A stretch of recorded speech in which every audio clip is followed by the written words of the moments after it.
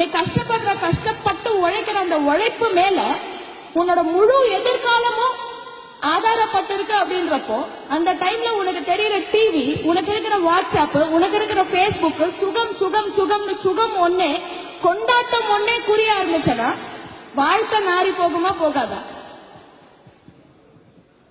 நாரி போகுமா போகாதா? இங்கதான் இருக்கீங்களா? கேட்டுட்டு இருக்கிறீங்களா?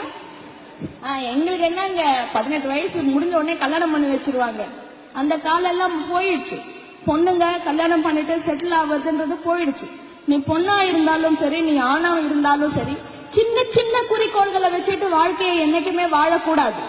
இங்க உட்கார்ந்துட்டு இருக்கிற பசங்க, எங்க வீட்டுல வறுமையா இருக்கு, என்னால ஒரு 12வது முடிச்சுட்டு டிரைவர் வேலை மட்டும் தான் நான் பார்ப்பேன், இல்ல நான் அந்த வேலை மாத்திரம் பார்ப்பேன், ஒரு மெக்கானிக்கா போவேன், சின்னதா குறிக்கோள்களை பிக்ஸ் பண்ணாத, பெருசா குறிக்கோள்களை பிக்ஸ் பண்ணு. என்னடா ஒரே ஒரு